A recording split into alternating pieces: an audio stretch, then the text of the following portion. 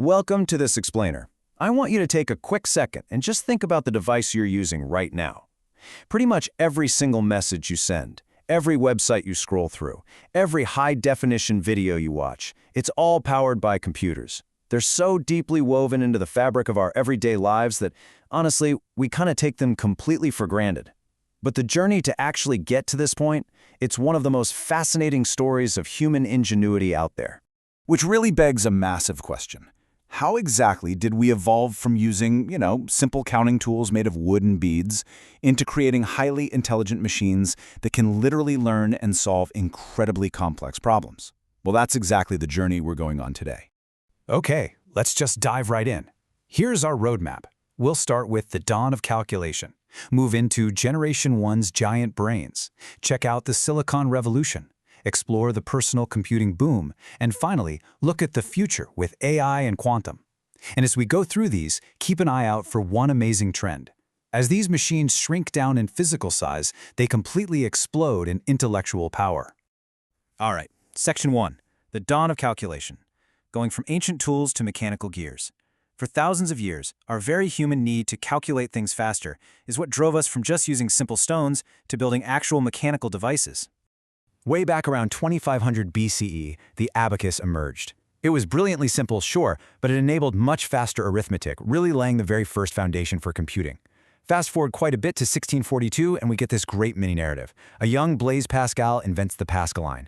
It was a mechanical calculator he specifically built just to help his dad with some tedious tax calculations.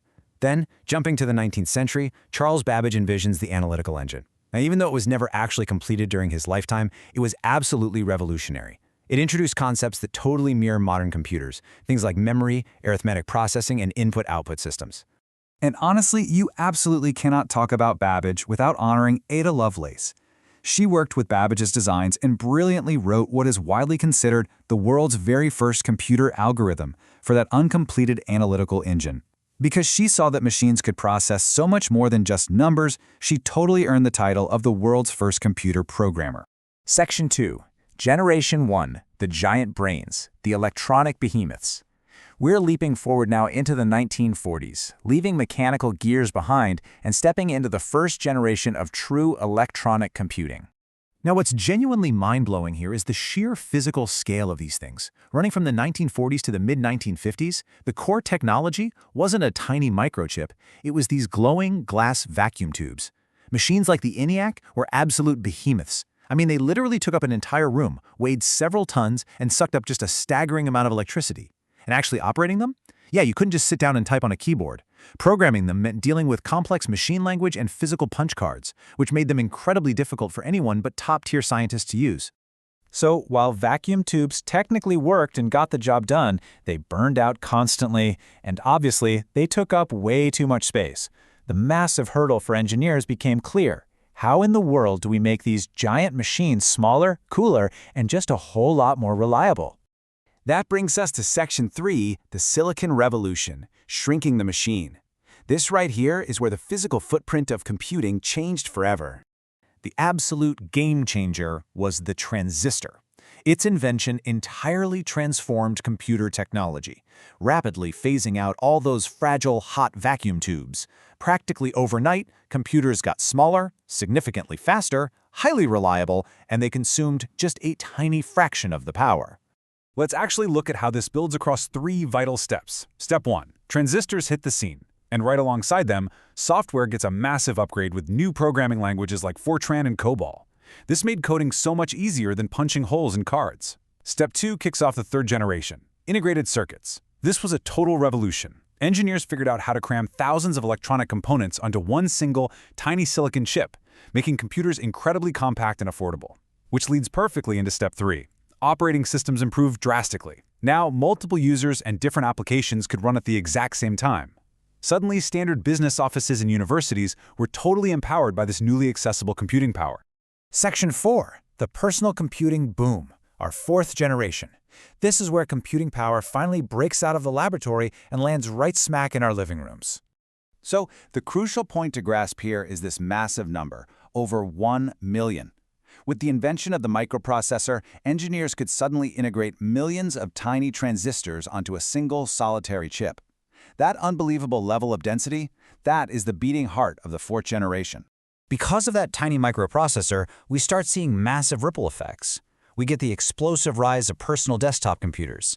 Companies like Apple and IBM really championed this, bringing powerful tech directly into normal homes and schools for the very first time. And think about it. When you have millions of personal computers sitting in homes all across the globe, it sets the perfect stage for the birth of the internet.